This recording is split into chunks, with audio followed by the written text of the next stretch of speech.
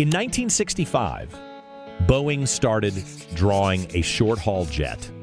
It was small, it was cheap, it was meant to serve secondary airports with short runways and minimal ground equipment. They called it the 737. 22 years later, Airbus drew a different short-haul jet. It was also small, also cheap, also meant to serve the same routes, the same passengers, the same market. They called it the A320. Those two airplanes have been fighting ever since. This is head-to-head by the plane window.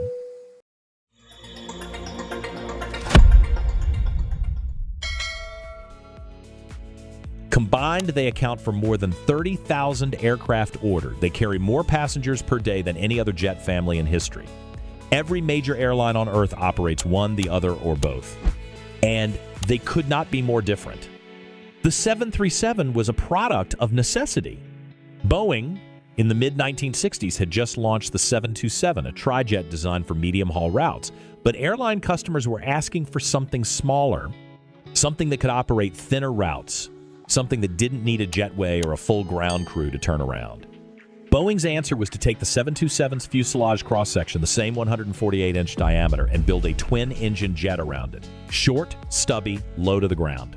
Early 737 customers needed the plane to operate from airports where ground support equipment was limited. Loading bags by hand, boarding from the tarmac. The 737's low-slung fuselage was a feature, not an accident. The original 737-100 entered service with Lufthansa in 1968. It was not an immediate hit. Early sales were slow. Boeing considered canceling it. Luckily, they did not. The 737-200 followed, then the 300, then the 400, and the 500. Each variant stretched or shrunk the fuselage, added range, updated the engines. But the fundamental architecture, that wide, low 1960s fuselage, never changed. By the time Airbus entered the picture, the 737 had already been flying for nearly 2 decades.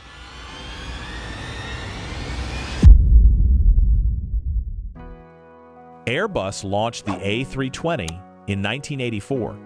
It entered service in 1988. The design brief was different from the start.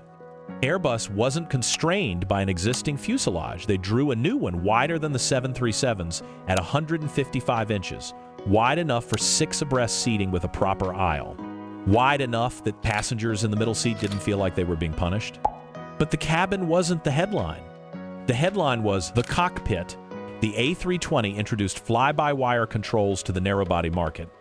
Instead of cables and pulleys connecting the pilot's input to the control surfaces, electronic signals did the work. The side stick replaced the traditional yoke. A flight envelope protection system prevented the pilots from exceeding the aircraft's structural limits, even if they tried. It was a fundamental rethinking of how a pilot and an airplane interact.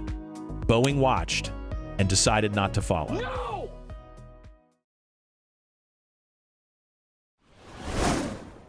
This is where the comparison gets interesting.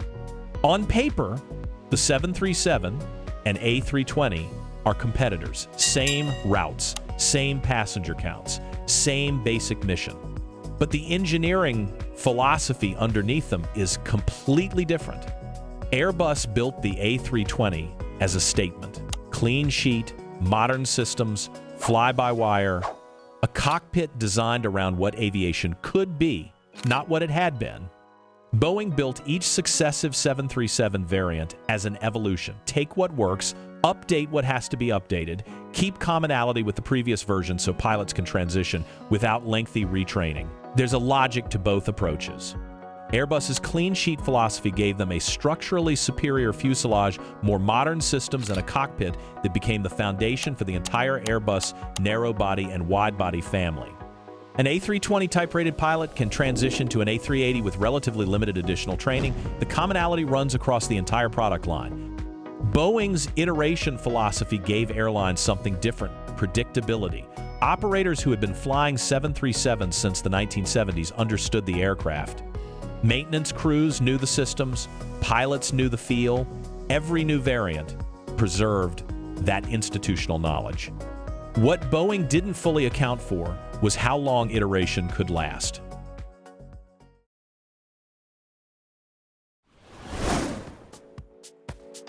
Let's put the two aircraft side by side. The A320, the baseline model, seats between 150 and 180 passengers, depending on configuration. Length is just under 124 feet. Wingspan, 111 feet.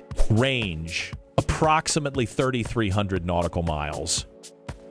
The 737-800, Boeing's most popular comparable variant, seats between 160 and 190 passengers, length just over 129 feet, wingspan 112 feet, range approximately 2,900 nautical miles.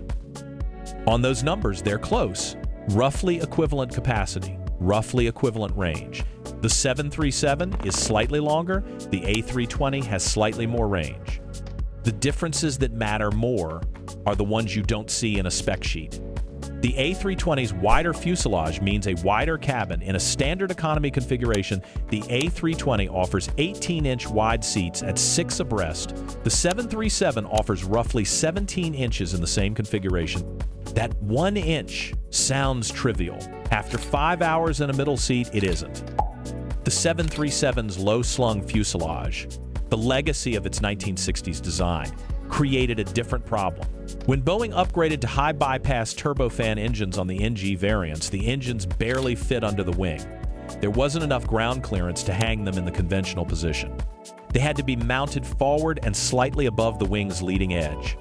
That geometry worked until it didn't. By the early 2010s, Airbus had launched the A320neo new engine option. Same airframe, new CFM LEAP engines, significantly better fuel efficiency. Airlines ordered it immediately. Boeing needed a response. The options were to either develop an all-new narrow-body or re-engine the 737. An all-new aircraft would take a decade and cost billions. They chose to re-engine the 737 instead. The CFM LEAP 1B engine chosen for the 737 MAX was larger in diameter than the previous engine. The ground clearance problem, already tight on the NG, got worse. To fit the engine under the wing, Boeing mounted it even further forward. That engine placement changed the aircraft's aerodynamic behavior.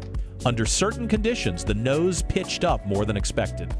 Boeing's solution was a software system called MCAS, Maneuvering Characteristics Augmentation System. It would automatically push the nose down to compensate.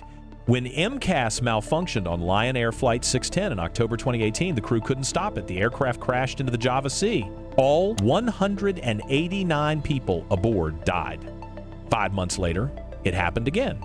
Ethiopian Airlines Flight 302, 157 more lives. The 737 MAX was grounded worldwide for 20 months. The A320's engine placement never required a compensating software system. Its ground clearance accommodated the CFM LEAP engine with straightforward geometry. Through 2024, Boeing has delivered approximately 10,500 737s across all variants. Airbus has delivered approximately 9,500 A320 family aircraft, but the A320's order book is now larger than the 737's. The backlog favors Airbus. For most of the 737's history, it led the narrow-body market. The MAX crisis, however, gave Airbus the opportunity to pull ahead. It did just that. It's worth being precise about what the numbers actually say. The A320 didn't beat the 737 by being dramatically superior in every category. For decades, the 737 held its own. Airlines that operated it were largely satisfied. It was reliable, well-supported, and operators knew it inside and out. What the A320 did was offer a structurally sounder platform for the inevitable step to larger, more fuel-efficient engines. The clean sheet fuselage that Airbus drew in 1984 had margin built in. The 737's fuselage, drawn in 1965, had no margin left. Boeing knew this, yet chose iteration anyway. 2 airplanes, same mission, 40 years of competition. The 737 is not a bad airplane. It has carried more passengers than any jet in history, and it will keep flying for decades. Airlines still order the MAX. It remains competitive. But the A320 is the better designed aircraft. It was from the beginning. Airbus drew a wider fuselage, more modern systems, a fly-by-wire architecture that became the foundation of an entire product family. When the engine efficiency race arrived, the A320 accommodated it cleanly. Boeing 737 had to contort itself to keep up, and the consequences of that contortion were catastrophic. In a head-to-head comparison, the winner is the airplane that was designed with the future in mind. That airplane, and the winner of this first round of head-to-head, is the A320.